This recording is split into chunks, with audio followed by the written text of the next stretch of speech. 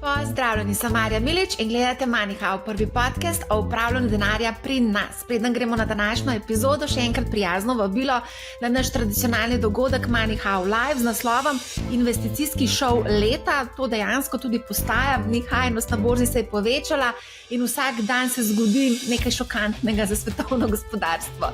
Donald Trump nam je pripravil šov, zakaj ga ne bi pripravili tudi mi, kako loviti zaslužke v negativnem negotovem okolju, kako se staviti portfelj, kako torej zvoziti skozi to viharno predsednikovanje Trumpa in kako v tej trgovinski vojni poiskati priložnosti. To bo pravzaprav tudi vsebina današnje epizode. Dve veli sili ste se udarili s carinami in zdaj čakamo, da Trump oklofota s carinami tudi Evropo. Skratka, zanimivo obdobje je pred nami. Dogodek mimogrede bo 22. maja v Kristalni palači v Ljubljani. Vse je v opisu epizode, tako da vabljeni. Vabljeni tudi, da spremljate našo posebno sekcijo MoneyHow Friends na YouTubeu, kjer bodo odloženi krajši videi s sogovorniki, kjer se pogovarjamo bolj sproščeno o investiranju in konkretnih naložbenih potezah. Evo, z menoj je Sašo Šmigič, član uprave General Investment. Zdrav, Sašo. Zdrav, Marja. Trgovinska vojna je tu in midva bova danes poiskala odgovor na vprašanje, kaj vse to pomeni za vlagatelje. Zdaj ne vem, toliko stvari se dogaja, odkar je na čelo v bistvu ZDA stopil Donald Trump, da vsak dan v bistvu mediji poročajo o nekem breakingu. Recimo, samo da ti na hitro povem, danes zjutraj sem se zbudila, danes 5. februarja, sem se zbudila ob novici, da bo ZDA prevzel Gazo, tam bo zgradil stanovanja, infrastrukturo, ustvaril službe, nekaj ljudi bo deportiral v sosednje države, ampak ok, to so detajli. En dan prej je uvedel carino na kitajsko blago, predtem je še napovedal carine na mehiško blago in na blago iz Kanade. Skratka, tam so se potem uspeli dogovoriti za ta enomesečni moratorij. Evropa še čaka, tako da šefica Evropske komisije je povedala, da smo pripravljeni na vse, kar bo Trump pripravil. Sašo, mogoče, če lahko začneva z vsem tem, kar se dogaja, ti spremljaš cel svet, ampak recimo primarno je pa tvoj fokus, ker že dolgo časa spremljaš Kitajsko, ne? Pa mogoče lahko malo pokomentiraš, kako ti vidiš te poteze Trumpa, ki v bistvu izsiljuje, pa uporablja te carine tudi za orodje, za zunanje politične pritiske. V bistvu gre za, kako bi rekla temu, kot za buljanje, po domače povedano. Mislim, to ni naš prvi šov z gospodom Trumpom, ne? Ampak še enkrat več je dokazal, da njegov primarni poklic ni biti politik, ampak je biti biznismen, pa trenutno pač tudi showman, ne? In ja, tukaj na obeh teh področjih nas ni razočaral. Kar se tiče njegovega delovanja, videli smo že v prvem mandatu, pa načeloma tudi njegova biografija je dosti podobna, ima dosti jasno strategijo. Napadaj, nikoli ne priznaj ničesar, pač in vedno se postavi na vrh. In to dejansko dela na vseh aspektih svojega, tako poslovnega kot zdaj tudi političnega življenja. Vidimo, da uporablja zelo močno retoriko, uporablja vsa orožja, ki so mu na razpolago, in s tem pač gradi svoj pogajalski položaj. Videli smo, kaj se je. Presenetljivo je to, da je toliko časa čakal s Kitajsko. Ne? Vsi smo se bali, da bo ta prva stvar, ki bo naredil, 60% tarife na Kitajsko, full-fledged war, ampak ni. Ne? Obe strani se še tako še malo tipata in presenetljivo nežno vse skupaj deluje. Je pa močno retoriko uporabil proti sosedam, proti Kanadi in proti Mehiki. In kaj se je zgodilo? Ko je pripravil izhodišče, je rekel, ok, za en mesec ukinjamo tarife, gremo se pogovarjati. Ne? To je njegov modus operandi. Sem sekundo, ampak zahteval pa je, da se nemudoma pošle vojake na meje, kjer pač bodo te vojaki branili ameriško v bistvu mejo in pa pač meje Mehike in Kanade. Seveda, zdaj, mislim, utopično bi pričakovati, da se v ozadju ne dogajajo pogovori konstantno in da telefoni niso na vročih linijah. Seveda so. To je del pač njegove biti, načina operiranja. Tako da jaz verjamem, da se veliko dogaja tudi na liniji med njem in Kitajsko oziroma njegovimi posredniki na strani Šija. Recimo ena taka zelo zanimiva stvar je bila, moram omeniti, da sem bil na Kitajskem ravno v času, ko so bile ameriške volitve. Se pravi, v tednu ameriških volitev. Volitve so bile v sredo, jaz sem letel tja v soboto in ko sem bral časopis, je bil izid ameriških volitev v zahodnih medijih še dosti nejasen. Zanimivo je bilo tako, ko sem prišel na Kitajsko, prvi pogovor, ki sem ga imel, vsi so bili prepričani, da je Trump zmagal volitve. Tako da to je bil fakt. In konsens takrat je bil, da se bo pač s dnevom, ko bo ustoličen na prestol, začelo res trdo obdobje trgovinskih vojn. Govorili so o 60% tarifah za kitajske izvoze. To je bila zgodba prvi dan in meni je bilo res zanimivo, da sem se najdel v takem okolju, recimo v državi, ki je bila najbolj na udaru, če bi Trump zmagal, in nisem dobil občutka, da je to na Kitajskem nekaj, kar bi jih zelo močno pestilo. To je bil en tak zelo zanimiv prvi občutek. In potem so se začeli pogovori malo v zadju, zakaj to ne bi bil lahko tako velik problem, kot se je pisalo, da bi lahko bil. In zgodba je bila taka, da načeloma Trump ne pridobi ničesar, če Kitajsko potlači še bolj, kot je potlačena. Ker roko na srce zadnjih 8 let tečejo te trgovinske vojne. Kitajska je, kar se tiče makroekonomsko, v nezavidljivem položaju.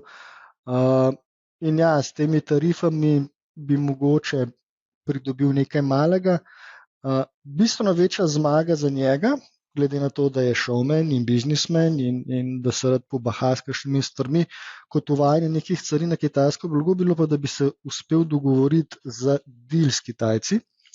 Zakaj je sploh problem med Ameriko in Kitajsko? V bistvu sta dva, ampak če govorimo najprej o tem trenutnem ali pa bolj kratkoročnem, je ta neuravnoteženost trgovinske bilance. Se pravi, Kitajci izvozijo na Ameriko 3-krat več, kot uvozijo nazaj, in to povzroča preglavice pri zunanji trgovini. Ta odnos ni usklajen. In za Donalda Trumpa bi bila bistveno večja zmaga, tako politična kot ekonomska, če bi uspel s Kitajci se dogovoriti, da bi Kitajski v zameno za njihov izvoz iz Amerike uvažali pač večjo količino dobrin in storitev. In ko je pogovor tekel, kaj bi lahko ta dobrina bila, ki bi jo Kitajci nujno potrebovali in jo potrebujejo in Američani imajo, je beseda hitro stekla na to, da so to lahko energenti. Se pravi, tudi Donald Trump je že napovedal, da bo Amerika ratala energetska velesila, ukinil je marsikatero omejitev povezano s trajnostnim razvojem, se pravi, kar naenkrat stvari, ki so bile zaščitene, niso več tako zaščitene, kar pomeni, da je nekaj na temu. Kitajska pa kot pač ekonomska velesila, ki je najbolj v bistvu lačna energije, to potrebuje. In če bi se uspel dogovoriti s Kitajci, da bi Kitajska kupovala večje količine utekočinjene naftnega plina in nafte iz Amerike, bi bilo to bistveno večja zmaga kot vzpostavitev nekih tarif, kjer bi roko na srce veliko negativnih posledic trpeli tudi domači Američani, oziroma njegovi volilci. Tako da to je bil en tak silver lining v unem tednu, ko sem bil tam, da so vsi pričakovali, da bo do nekega pogovora prišlo. Ampak vedno je možnost tudi drugače. Kaj pa, če do tega ne pride? Zdaj pa verjetno, kaj je tvoje vprašanje nekaj za naprej na to temo? Ne, veš, kaj sem te hotela v bistvu, zdaj, ko govoriš o tej izmenjavi. Zanimivo je, da v bistvu zdaj vsi te svetovni mediji, vsi te politiki, geopolitiki, ki se ukvarjajo s tem vprašanjem, analizirajo poteze Xi Jinpinga in pravijo, da se je zelo milo odzval na vse skupaj, ker ti vsi novi ukrepi, on se je v bistvu omejil na izdelke v vrednosti približno 14 milijard dolarjev. Tudi omenil si, da ima Kitajska kar nekaj težav z gospodarstvom in konkretno pravijo, da tukaj ima Kitajska več za izgubiti kot pa recimo ZDA.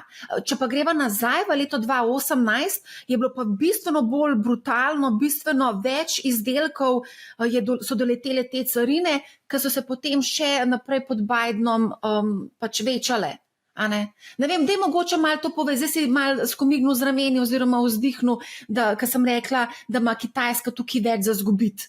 Zakaj? Ja, pa ne. Ja, pa ne. Recimo, bistveno večja težava Kitajske, kot trenutno trgovinska vojna z Ameriko, je, da je domači potrošnik res v močnem kršu. Se pravi, neki normalni razvoj države bi bil tak, da bi v tej fazi, kjer Kitajska danes je, domača potrošnja mogla predstavljati bistveno večji del GDP-ja kot ga. Zdaj, zakaj je kitajski potrošnik v krču? Najbolj enostavna razlagi sta dve. Eno je, da se je na Kitajskem v zadnjih 2-3 letih zgodil dejansko enak scenarij, kot se je leta 2008 zgodil v Ameriki na področju nepremičnin. Se pravi, nepremičninski balon ali pa ta bubble je tam počel in glede na to, da je glavni hranilec ali pa percepcija vrednosti kitajskega potrošnika vezana ravno na nepremičninski trg, kot je tako malo pri nas, je to povzročilo kar veliko paniko med prebivalstvom. In če pomislimo, da od 90-ih let do nedavnega takih primerov ni bilo in da so v bistvu vsi ti ljudje, ki so danes lastniki stanovanj, se rodili v veliki revščini, je za pričakovati, da so se v prvi taki nevarnosti, da se vrnejo stvari nazaj na tisto neslavno obdobje na Kitajskem, močno zasidrali v njihova srca in so zategnili ročno. Drugi faktor je pa COVID.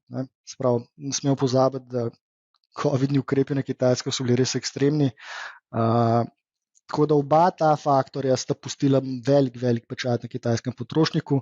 Po drugi strani so pa stopnje varčevanja na Kitajskem tako izjemno visoke. Tako večkratnik tega, kar vidimo v zahodnem delu sveta, kar pomeni, da neko kolesje gospodarsko se obrača in da je na njihovih bančnih depozitih še večje neravnovesje, kot je mogoče pri nas. Obstaja kar velika zaloga ali pa velik tak blazina za kitajsko gospodarsko rast, ki se reče domača potrošnja. Tako da, če se to vrne, bo to bistveno neka druga zgodba za kitajsko gospodarsko rast. Vprašanje pa, zakaj se ne vrne. Ne vrne se pa tudi zaradi tega, ker so Kitajci pričakovali, da lahko pride na oblast Donald Trump in so vse ukrepe, ki bi jih lahko izvedli že pred pol leta ali pred enim letom in bi bili usmerjeni, ne vem, v reševanje domačega nepremičninskega trga ali pa v povečevanje domače potrošnje, malo prišparani. Se pravi, niso izstrelili vseh metkov takrat, mogoče bi bilo bolj, da bi jih, Američani definitivno bi jih, Kitajci so pa bolj zadržani in te velike granate šparajo, ker ne vejo čisto točno, kako se bo ta bitka odvijala v prihodnje. Zdaj ravno iščem seznam vseh teh ocarinjenih, ponovem ocarinjenih izdelkov, mislim, da jih je bilo čez 100. Zanimiv seznam je, na seznamu so pa omenjeni tudi neke surovine, materijali, ki so nujno potrebni tudi za proizvodnjo recimo orožja. In pa seveda druge zadeve. A mogoče si kaj pogledal ta seznam, kaj vse se je ocarinilo? Seznam je neskončno dolg. Tako da ja, obe države targetirate določene, recimo temu vroče stvari. Zdaj smo pa mogoče se dotaknili tudi te druge točke, zakaj sploh prišlo do tako velikega konflikta med Ameriko pa Kitajsko. Eno je definitivno ta nesorazmerje med izvozom pa uvozom, drugo mogoče še bolj pereče pa aktualno v zadnjem obdobju je pa povezano s tem, da so Kitajci zavzeli stališče in v svojo dolgoročno vizijo razvoja države napisali, da bodo v naslednjih desetletjih prevzeli tehnološki primat na svetu. In mogoče v prvi fazi Zahod tega ni jemal 100% resno, ampak se je zelo hitro pokazalo, da Kitajci s tem mislijo še kako resno. In ja. Se mogoče tukaj lahko se dotaknemo tudi en teden prej, namreč to je bilo konec januarja, je prišlo do DeepSeeka, je prišel kitajski ta AI, ki je nekako vznemiril cel trg, vključno z vsemi temi iz skupine veličastnih 7. No, točno to, ne. Recimo, če ti hočeš biti numer uno na svetu, pomeni, da moraš imeti neko tehnološko ali pa vojaško prevlado. Če to izgubiš, si težko še zmeraj prvi, ne glede na to, v kakšnem stanju je tvoja ekonomija. In Kitajci so res veliko vlagali v to področje. Nenazadnje so na področju klasičnih superračunalnikov, ki so zdaj že tako ancient history, bili dolgo časa celo pred Američani. In s tem, ko jim Amerika, ali pa primarno Amerika, omejuje dostop do določenih tehnoloških rešitev, beri teh najbolj naprednih čipov od podjetja kot je Nvidia in podobnih, probajo nekako zavreti ta tehnološki razvoj Kitajske in jim preprečiti, da bi uresničili njihovo strategijo. Zdaj, do DeepSeeka je bilo prevladujoče mnenje, da brez tega hardvera čudežnega pač ne moreš iti v korak z velikimi tehnološkimi giganti iz Amerike in da pač Kitajska bo tukaj zaostala. Recimo za DeepSeek sem tudi izvedel, da enega kitajskega Avstralca, ki je imel PhD iz ko se reče temu, računalništva, da je bil IT-jec in hkrati je bil pravnik, zato ker Kitajci so zelo pridni in imajo vedno vsaj 2 diplome, ker se morajo zelo veliko učiti v šoli, in on mi je razlagal za ta DeepSeek že takrat, da je že lani v bistvu malo povzročil te valovanja na domačem trgu, ker so mogli domači kitajski ponudniki, recimo te njihovi IT velikani, prilagoditi cene, zaradi tega, ker je neka garažna firmica ustvarila neko stvar za zelo majhen segment vložka. In meni je bil zelo zanimiv timing tega, ne? Recimo, da je DeepSeek postal globalno relevantna zgodba v tednu po Davosu, kjer je ta ameriška tehnološka srednja povezana z EOM hvalila in tolkla po prsih, kako je to nova tehnološka revolucija, ki je lahko možna samo pri njih. Ne? Tako da tudi to je mogoče eden izmed teh novih načinov bojevanja med temi velesilami. No, zdaj, ko omenjaš AI, to smo kar imeli obsežno prejšnji teden, kar nekaj podcastov na to temo, pa bi mogoče vse zdaj se dotaknila. Zdaj, tukaj ful enih stvari se zgodili, pa ful podjetij se omenja. Omenja se Apple, omenja se Google, Intel, Tencent, potem tudi ta ByteDance od TikToka, tako da Nvidia, res je kup Tesla, kup nekih podjetij, ker mi kot vlagatelji investiramo.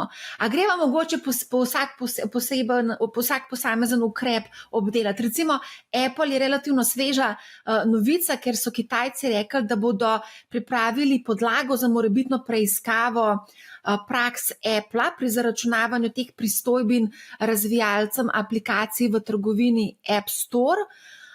Pa tukaj gre v bistvu v ozadju, ne bi bil nek dolgotrajni spor Apple z razvijalci, kot sta Tencent pa ByteDance.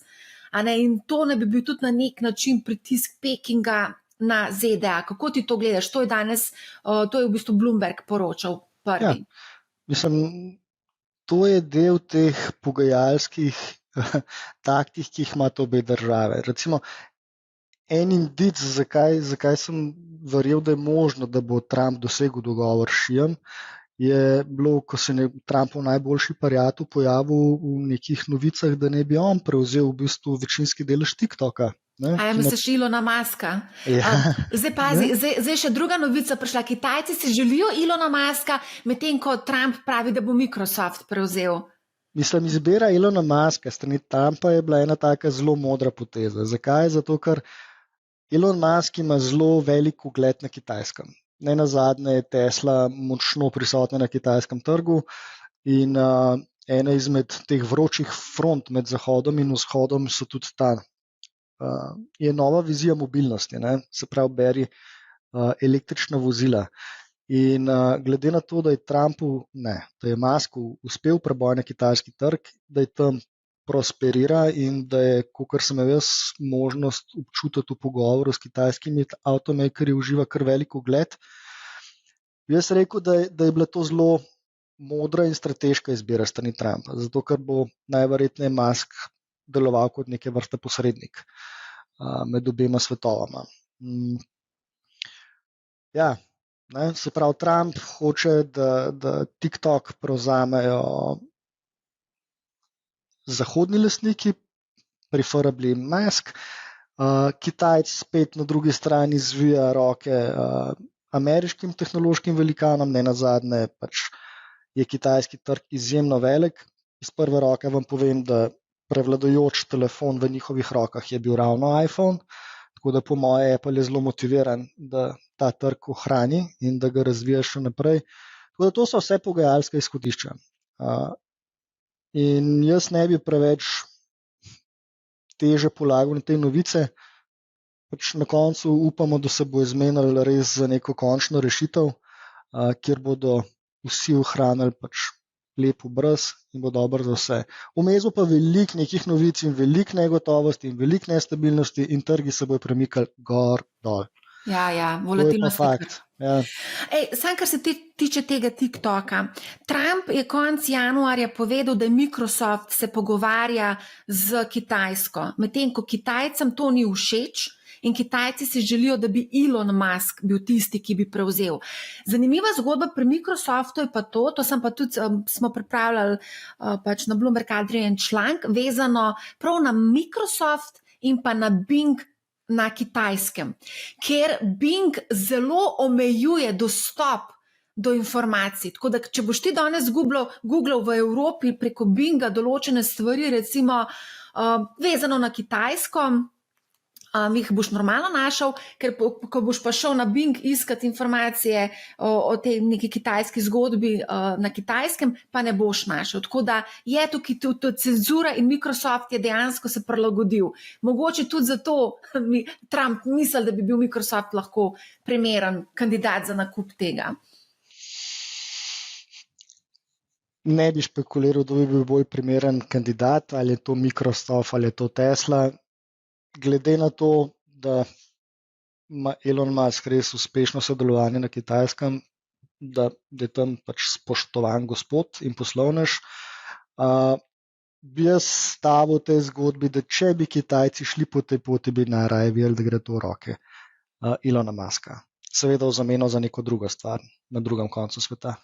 Evo, sam še to povem, da je v bistvu od Bing, od Microsofta drugi najbolj popularen ta iskalnik na Kitajskem.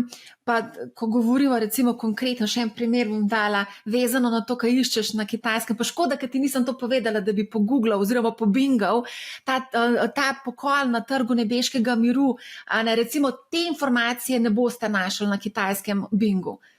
To se mi je zdela zelo zanimiva zgodba. Tako da v bistvu Američani tudi sami v bistvu vejo, kere informacije treba cenzurirati na kitajskem trgu. Zelo dobro vejo, kako se je treba obnašati, če hočeš prosperirati. Tako da, ja.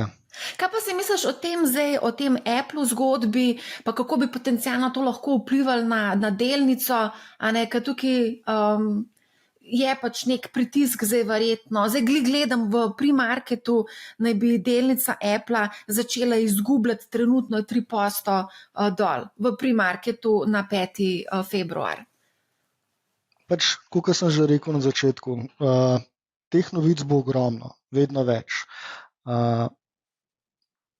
Zdaj reagirati na čisto vsako stvar, pa pričakovati, da bo to pač milo za drago, bi jaz rekel, da ni mogoče najbolj smotrna odločitev. Jaz verjamem, da je v interesu tako Apple kot kitajskih potrošnikov, da Apple ostane na Kitajskem. Treba se zavedati, da je tam ogromna količina mladih ljudi, ki uporabljajo vso tehnologijo, ki imajo dostop do sveta. Mi mislimo, ali pa mogoče ljudje mislijo, da so Kitajci omejeni na njihov ekosistem in da ne vejo, kaj se zunaj dogaja.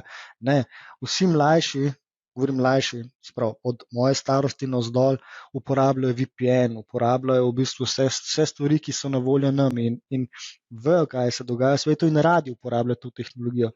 Tako da jaz bi bil zelo presenečen, da bi tukaj prišlo do nekega zelo ostrega konflikta, oziroma da bi bil Apple nekako prikrajšan za kitajski trg, ker to ne bi šlo dobro tudi s kitajskimi potrošniki. Mene je zelo presenetilo, da je mladina dosti podobna temu, kar vidiš v zahodnih prestolnicah. V bistvu sploh ni razlike, razen mogoče malo v potezah obraza in oči, ostalo je pa dosti identično. Z mano je bil en mlajši kolega iz pisarne, Matej, in je rekel, ko so bila na Subwayu, da oni so isto v matrici, tako kot smo mi na Zahodu. Vsak prek svojim iPhonom, vsak scrolla po nekih appih in to je to. Mislim pa, da je prav, zdaj glih iščem to poročilo, pred kratkim je Apple namreč objavil poslovne rezultate, pa mislim, da so prav poročali o tem, da je število, da jim je prodaja na Kitajskem upadla. A nekaj tam je tudi močna konkurenca, Huawei je tam predvsej velik konkurent. Ja, ampak spet, Apple je neke vrste statusni simbol. To je fakt. Ima sicer zelo dobro delujoč celoten ekosistem, če se enkrat navadiš na to, enostavnost uporabe, pač težko greš na karkoli drugega, ampak še zmeraj roko na srce nek statusni simbol. In glede na to, da so vsa poročila teh luxury brandov v zadnjih letih močno povezana s tem, kaj se dogaja na Kitajskem, lahko iz tega razberemo, da Kitajci dajo veliko na prestiž in ugled. Tako da, če ostane teza, da se bo Kitajska razvijala še naprej in da se bo delež, recimo temu, ljudi, ki imajo malo več pod palcem, še večal, potem lahko pričakujemo, da se bo tudi povpraševanje po teh luksuznih dobrinah in statusnih simbolih še naprej povečevalo. Tako da jaz mislim, da tukaj ni problem, da bi Apple pač zaradi konkurence domače izgubil, vsaj kratkoročno, kakšen tržni delež. Pa, ko smo že pri Apple, eno zelo zanimivo predavanje iz novembrske konference je bilo strani nekega sivolasega nemškega gospoda, ki je bil dolgo leta predstavnik Evropske komisije na Kitajskem. Zakaj ravno Nemci? Zato, ker 2/3 trgovine EU-ja in Kitajske ravno predstavlja Nemčija, od tega večina avtomobilske industrije in pa kemične industrije. Je dal en tak dosti črnogled pogled za Evropo. Okay, začel je s tem, da prvič v zgodovini to, kar je dobro za Volkswagen, je dobro za Nemčijo. Ampak pustimo to zgodbo. Druga stvar pa je bila, tema pogovora pa je bila povezana s tem, da ne bi tuja podjetja začela kako se reče, kako se bi slovensko to izrazil, ampak onshoring, se pravi vso proizvodnjo, ki smo prej outsourcali na Kitajsko, bi oni radi zdaj prenesli domov nazaj. Nearshoring. Je rekel, da to pač žal ne kratkoročno, ampak tudi srednjeročno ni možno. Zakaj? Zato, ker recimo tudi, če bi Apple prestavil tovarno v Indijo iz Kitajske in bi bil ta iPhone assembled in India, je še vedno 19 od 20 kemikalij, ki so nujno potrebne, da ti narediš ta iPhone, prihaja samo z Kitajske. Tako da alternative za ta obseg, za to kakovost, pa za to ceno v večini industrij kitajski supply chain dejansko nima. Tako da spet še en razlog več, zakaj vsem strankam v interesu, da pride do nekega dogovora in da se v bistvu tak negotovost povezana s to trgovinsko vojno čim prej ustavi. A lahko mogoče se zdaj preslikava malo na Kitajsko, ker zdaj včeraj sem gledala, navkljub temu, da so bile napovedane, da je dejansko prišlo do trgovinske vojne, ena in druga stran so napovedale carine, ampak pa pogledava recimo delnice, recimo Tencent, Alibaba, so šle pa gor, ne? Tudi nekako, kaj misliš, da se bo zdaj dogajalo? Ker marsikdo tukaj zdaj špekulira, sploh recimo zdaj, ko je napovedan pač neka preiskava zoper Google pa Apple, a veš, na drugi strani imamo pa pač neke kitajske ponudnike, ki lahko profitirajo. Kje vidiš ti te ponudnike? To je dosti povezan z zgodbo z DeepSeekom. Ker kaj DeepSeek pomeni? To pomeni, da cela teza, pomeni, da je ta barrier to entry na področje aplikativne AI tehnologije padel. In da bo v bistvu celotna AI zgodba zdaj dobila sam enormen pospešek, ker bojo stvari ratale cenovno bolj dostopne. Se pravi, zdaj nismo več v zgodbi, kjer je to pač povezano z nekim hardwarom, z nekim ful močnim znanjem. Dejansko bodo zdaj prišle v spredje zgodbe tistih podjetij, ki bodo znali obstoječo tehnologijo najhitreje pa najbolje aplicirati na celoten obseg storitev in proizvodov, ki jih prostajajo. Prav, malo se je spremenil narativ zgodbe. Se pravi, ni več v tem, kdo bo zdaj uspel, ne vem, narediti nekaj, ampak kdo ga bo to tehnologijo znal najboljš uporabiti. In tle je glavni driver zdaj, ki ga jaz vidim za večino teh delnic. Ne. Plus, da so zmagale firme, kakorkoli se to nosmiš, ki so bile 1 ali pa 2 koraka za tem pehanjem, za najbolj sodobnimi tehnologijami. Prav, ki ni imel AI orodja, je zdaj v bistvu zmagal. Zakaj? Zato, ker bo lahko dobil za bistveno manj denarja. Tako da jaz bi rekel, da je tle tale zgodba okoli Alibabe in Tencenta dobila na veljavi v zadnjih tednih in zaradi tega so te delnice zrasle. No. Misliš pa, da zdaj te rast včeraj, recimo potem, ko so bile uvedene carine, misliš, da nima nobenega vpliva? Sem že rekel, na Kitajskem se je pričakovalo, da če bo prišlo do carin, da bodo te carine 60-odstotne, tarife 60-odstotne. Tako da vse, kar je manj, je tudi verjetno lahko en pozitivni razlog. Ne? Se pravi, ni to grozno, kot smo mislili, da bo, ampak res pa še nismo sploh videli začetka tega novega konflikta med Trumpom in Xijem. Tako da ja, moje stališče je, da je to bilo povezano s tem, da pač so tudi njihova domača AI orodja ratala ravno tako dobro kot ameriška in da je bil to glavni razlog za rast. Potem v MoneyHow Friends bova pa malo pogledala konkretno, katere kitajske delnice bi potencialno lahko tukaj še profitirale. Ampak veš, kaj sem te hotela še vprašati, vezano na Ameriko in Kitajsko. Zdaj napovedan je celo nek sestanek Trump-Xi Jinping. Kdaj se bo zgodil in kaj se lahko potem zgodi po tem sestanku? Te sestanki po mojem potekajo že skozi. Bodi si po telefonu, bodi si v živo, ne vem. Zakaj pride v medije je drugo. Ampak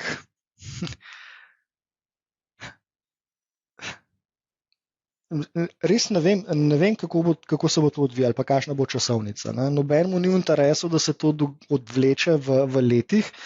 Dejstvo pa, da je zelo težko pričakovati, da se boste zmenila tudi v prvem tednu, ker pač vprašanje veliko. Ne nazadnje njun pogovor zajema ne samo njun odnos, ampak zajema marsikatero geopolitično vprašanje v globalnem kontekstu.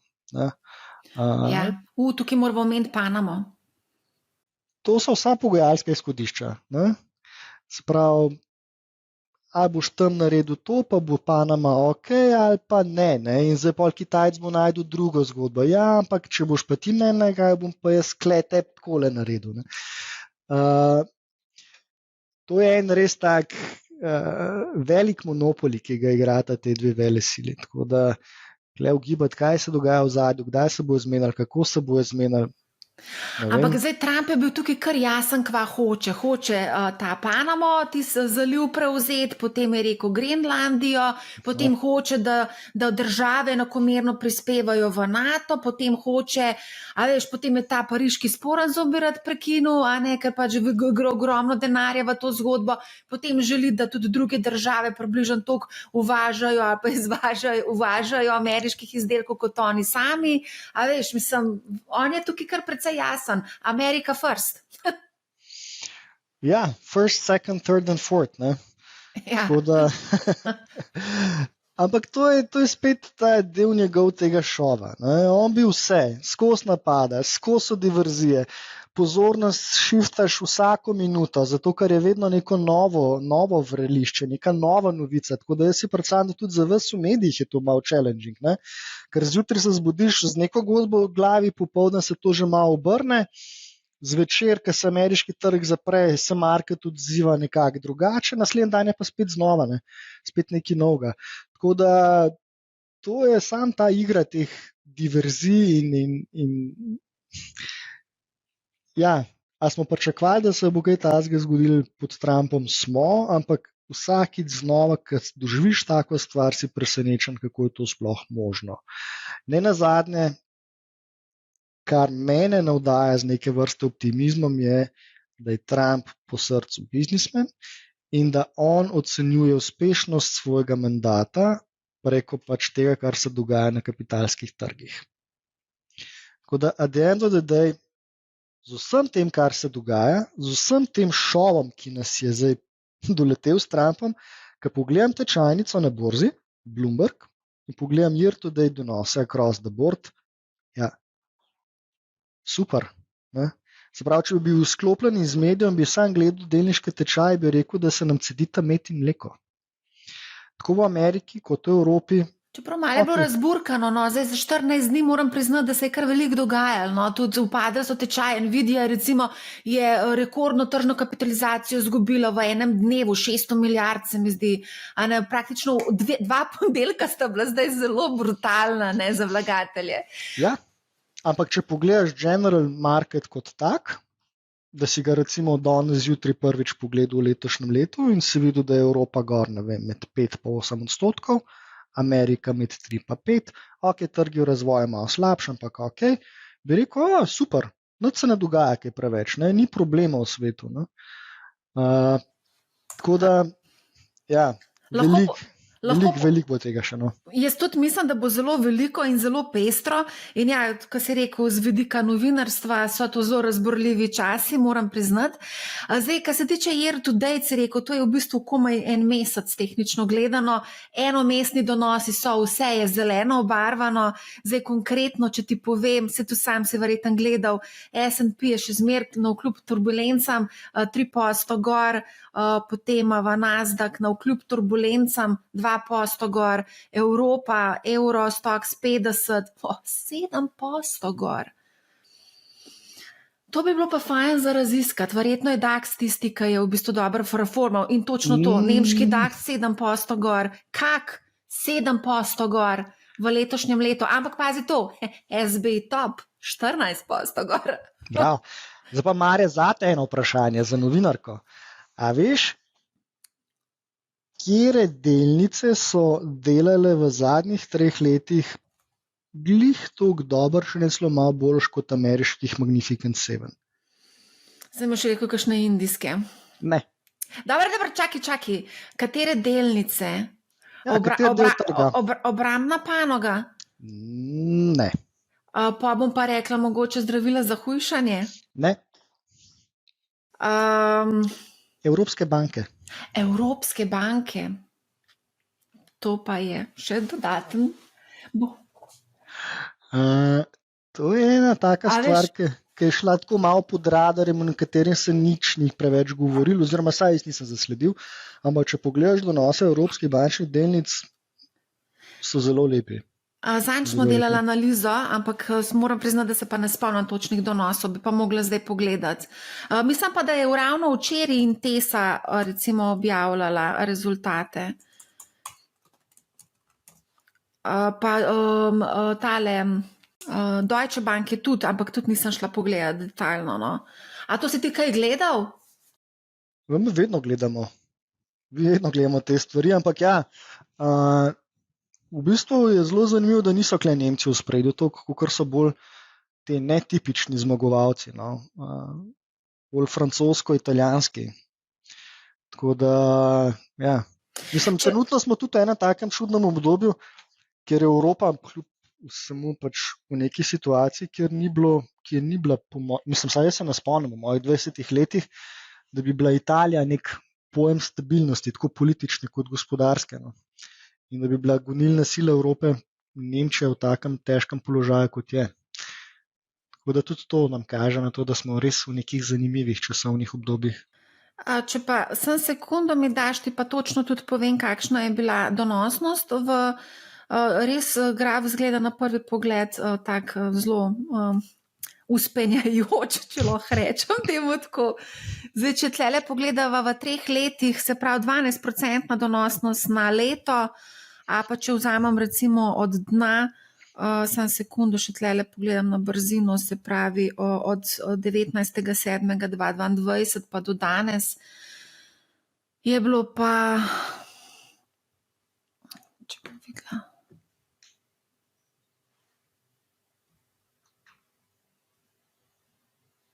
%35 donosnost na leto.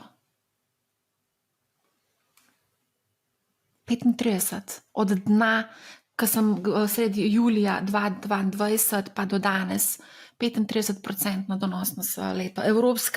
Evropski ta indeks banks, ki spremlja vse banke evropske. V redu.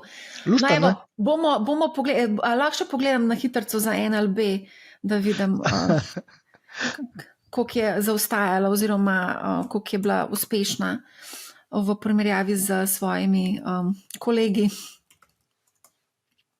Ker mislim, da je bila tudi kar relativno. Pa bom tudi pogledala sam,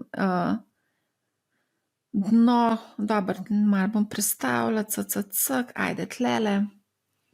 45% na leto, se pravi 150 v obdobju od julija 2022 pa do danes. V redu. Veš, in pol pravijo, ne znarja v banko, ne.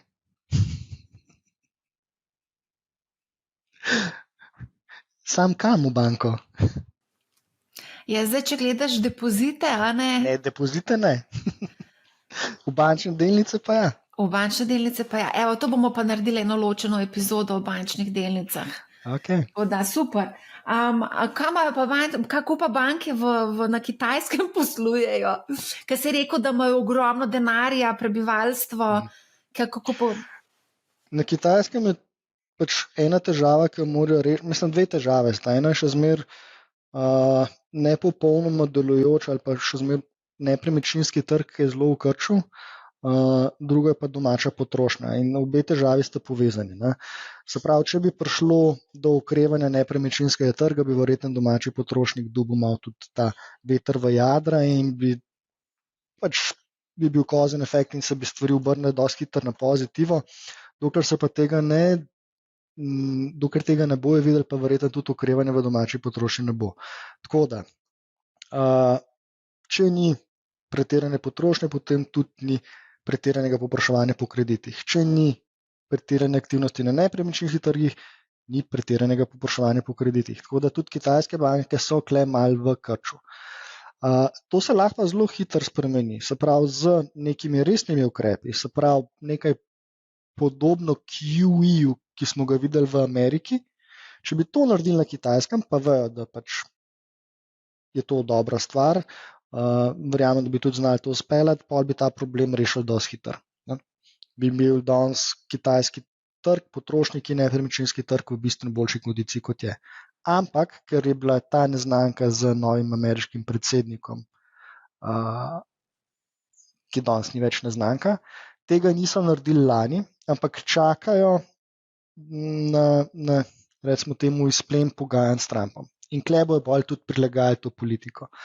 In jaz verjamem, če se bojo uspeli dogovoriti za neko za obojestransko sprejemljivo rešitev, bomo videli na Kitajskem zelo hiter en full-fledged QE. In ja, pol zna biti tudi kitajski delniški trg, ki je bil malo grdi raček v zadnjih, od COVID-a naprej, no, recimo tako, bi znal ponovno zaživeti. In ja, tudi kitajske banke bi kle v bistvu dobile res neko novo življenje ali pa nek nov veter v jadra. A zdaj, ko govoriva o kitajskem delniškem trgu, kateri indeks si pozoren? Hang Seng? Tako je. Tudi, ko se pogovarjaš s tujimi investitorji, zelo majhna naklonjenost oziroma tako, no, zakaj notranji trg ni zaživel toliko, kot smo mislili, da bo, ko se bo odprle te povezave. Zaradi tega, ker Hong Kong uživa še zmer primat zaradi svojega, recimo temu, anglosaksonskega backinga. Tam je pravna ureditev drugačna, kot je na notranjem Kitajskem. Zato so vsi tuji investitorji raj dotikajo Hang Senga. Sploh te, ki so bolj povezani s fixed income koncem, še toliko bolj, ampak tudi equity konc tujci oziroma tuji investitorji preferirajo Hang Seng in zame je to bolj referenčen odraz tega, kaj mi z globalna investicijska srednja. Notranji trg je malo bolj lokalno pozicioniran, tako da zaradi tega tudi vidimo, da pride do nekih diskrepanc v samem performancu. Veliko je povezan tudi z juanom, ampak ja, zame, kot še vedno pač tujega investitorja je Hang Seng bolj pomemben. A kot Shenzhen, oziroma Shenzhen. Shenzhen. Ali pa Šanghaj, ne? Ali pa Šanghaj. Se pravi, potem večji fokus imaš na Hang Sengu. Zdaj, če gledava letošnje leto, je tudi v plusu in skoraj 3%, 2,7% je gor, ne, Hang Seng. Zanimivo. A mogoče veš iz glave, kako se stavljena košarica v Hang Sengu, kateri so največji, katere družbe imajo največji delež v Hang Sengu? Mislim, podoben kot ameriški indeks. Te tehnološki velikani prednačijo. Pol so počasi banke, kjer so res velike, načeloma so to napol državne institucije, ampak ja, primarno high-tech, IT velikani, finančne institucije, pol njihov Volt je zelo močen, Meituan, tako bi rekel, dosti podobna struktura kot v Ameriki, kar je pozitivno, ne? Tak indeks hočeš imeti, ne? Nočeš imeti teh zaspanih, nepropulzivnih indeksov, kot jih imamo v Evropi. A greva mogoče še odgovoriti na vprašanje, zdaj pač veliko dogaja, ful je turbulenc, pač nihajnost je povečana. Kako naj vlagatelji v takšnem okolju upravljajo svoje premoženje? Marsikdo se tudi sprašuje, mogoče bo pa tukaj, ne vem, priložnost za investicijo na kitajski trg ali se sploh izpostaviti kitajskemu trgu? Ja, jaz mislim, da ja, iz večjih razlogov, ne. Pa da sem spet malo tvegam, da se bom ponavljal, ampak vsem je v interesu neko bivanje in Američanom in Kitajcem. Pričakovati, da lahko obe strani nekako živata neko paralelno življenje, je z mojega stališča dosti utopično. Tako da jaz verjamem, da bomo našli neko rešitev, bojo našli neko rešitev, ki bo sprejemljiva za vse. In v takem primeru definitivno moraš izpostavljati tudi kitajskem delniškem trgu. To je bilo tudi eno izmed mojih vprašanj na zadnjem obisku, ali je to njim sploh pomembno, kakšen odnos imajo oni od tega, a gledajo na to kot neko stvar, ki jo bojo razvijali ali ne. In odgovor je bil tako soglasno ja, zato ker Kitajci razumejo, da se skozi kapitalski trg spodbuja, podpira ta duh podjetništva. Nenazadnje pač to dokazuje tudi zgodovina njihovih uspešnih IT velikanov, ki so nastali v zadnjih 10 letih. Se pravi, brez borze ne bi bilo Alibaba, ne bi bilo Tencentov, ne bi bilo Meituanov, ne? Oziroma verjetno bi bili, ampak vprašanje v kakšnem stanju. Tako da to dosti razumejo. Jih pa zelo moti, to so pa tudi povedali večkrat, da so te trgi dosti nepredvidljivi. Kitajci imajo radi stabilno, plansko, najraje bi politiki videli, da trg raste s predvidljivo 7-8% stopnjo rastjo z minimalno volatilnostjo. Vsi premiki navzgor ali pa navzdol jim nekako ne pašajo. Tako da tle je malo problema. Ampak ja, dolgoročen vlagatelj definitivno mora imeti kanček premoženja na teh propulzivnih trgih. Zakaj? Zato, ker tam je rast. Indija, Kitajska, cela ta jugovzhodna Azija, če pogledaš, ne vem, naslednjih 5-10-15 let, mislim, če bo kje rast, bo tam, zaradi večjih razlogov. Tako da ja, jaz predlagam, ali pa mislim, predlagam. Bi predlagal, da imajo določeno izpostavljenost v tem trgu. Ko govoriš določeno, a to govoriva o manj kot 10% izpostavljenosti? Saj vem, ampak ja, včasih je treba tudi pogledati samo strukturo portfelja, ne? Pa mogoče tudi upoštevati neke omejitve. Ja, jaz bi rekel, mislim 10%. Najmanj to, kar imaš v kripto, ne?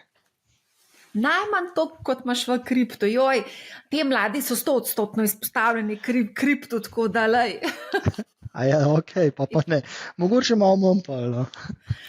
Ej, zdaj sem poiskala tudi v bistvu, kateri so družbe v tem indeksu Hang Seng.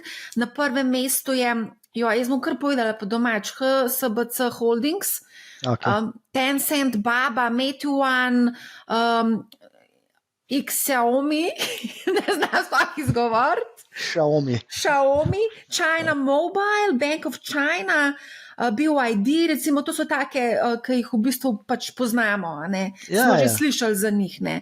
Ampak jih je pa res kar precej noter v tem indeksu, tako da 50, top 50 konkretno imam tukaj izpostavljenih. Te deleži teh, ki sva jih omenila na začetku, je pa kar precej velika, ne? Recimo Tencent 8%, Baba tudi skoraj 8%, Meituan tudi skoraj 7% in kot si rekel, na podobna struktura. Točno to je. Ja, v redu. Fino, a imava še kakšen nasvet za konec za vlagatelje? Poleg tega, kar si že povedal, da je fino, da smo malo izpostavljeni do Kitajske, mogoče s kakšno košarico, mogoče ne s konkretnimi delnicami. A ja, ne. Vedno so pač... Ok, investitorji vedno iščemo rast, tako da kamorkoli se pozicioniraš, mora biti glavno vodilo, da pač tam neka rast je. In pol pogledaš, a je cena za to rast upravičena ali ne. Oziroma, če ni rasti, mora biti zelo privlačna zgodba na drugi strani z nekimi denarnimi tokovi. Beri dividendo, beri buybacki.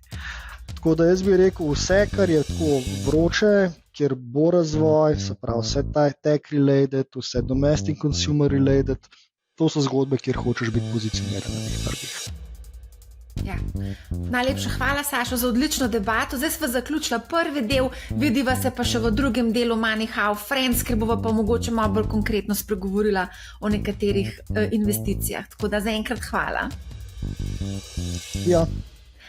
No, hvala tudi vsem, ki ste nas spremljali, poslušajte Money How, ne bo vam žal, pa pridružite se nam tudi v Money How Friends, kjer boste dobili vpogled mogoče malo bolj osebno o investicijskih potezah sogovornikov, tako da lep pozdrav.